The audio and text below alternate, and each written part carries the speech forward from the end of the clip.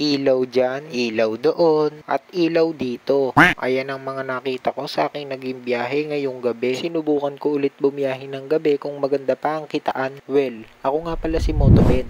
Tara, samahan mo ako magtrabaho. Ito nga pala ang isa sa mga na-miss ko na kainin tuwing gabi. Lalo nung panahon na nagtatrabaho pa ako bilang company worker. Ito lang naman ang sakto mong pwedeng kainin kapag awas mo ng company. Habang hindi ka pa nakakarating sa bahay para maghapunan, sabay inom ng palamig. Alright, para sa ating first booking, ito traffic ang sumalubong. At 2 pairs ng sapatos ang ating kukunin sa shop na to. First booking, kumita na tayo ng 100 pesos ngayong gabi. At nag-chat uli sa atin yung kaibigan nating Lala Move na kung pwede ako daw mag-deliver nung cake dahil nakauwi na siya, no? Wala na siya sa kalsada kaya tayo ang napakisuyuan. So pumanik na ako dito sa hagdan para dali-dali nang kunin yung cake na i-deliver natin kasi masyado ng gabi baka magsara na to. Ito yung cake at hindi masyadong delikado kasi frozen naman. Wala pang 1 kilometer ang tinakbo natin. Eto, nakuha na ni ma'am. Napatambay nga ako saglit dito sa tapat ng bahay ni Rizal. Ginagawa pala yung kalsada sa tapat ng bahay na yan kaya sobrang traffic dito sa lugar na to. Sa sobrang daming lugar na maliwanag, bakit dito pa nataon sa madilim? Alangan namang tanggihan ko pa, nandito na ako. Di bale, doble ingat na lang. Mukhang satisfied naman si sir sa ating serbisyo. At dito ako napadpad sa car wash dito sa Mamatid, Kabuyaw. Pagkain ang dadalahin sa ospital. Hindi rin pala papatalo ang pailaw dito sa simbahan ng Mamatid. Hindi ko na nabidyoan yung pagkuha ko nung pagkain kasi sobrang dilim. Pero nandito na ako sa location na kung saan dito natin dadalhin yung pagkain sa basement ng hospital dito sa Calamba. Ayun lang naman ang magiging ruta natin, Calamba, Kabuyaw. Bawal na tayong lumayo kasi kung saan pa tayo dalahin, delikado yon guys. So ayan guys, naibigay ko na kay ma'am yung pagkain niya at agad na akong umalis para bumili ng pagkain. Siguro yun na kasi ang last booking na kukunin ko ngayong gabi. At habang nag-iikot ako dahil naghahanap ako ng makakain, ay bukas na tong mga nagtitinda ng kung ano-ano dito sa tabi. Maaga pa naman guys, bali nagumpisa ako ng 5 PM natapos ako ng 8 PM. Sa 3 hours kong biyahe, kumita na ako ng 370 pesos. Minimum na yon dito sa Calamba. Ito na nga pala ang napili ko para ipasalubong sa mga bata, pati sa mami nila.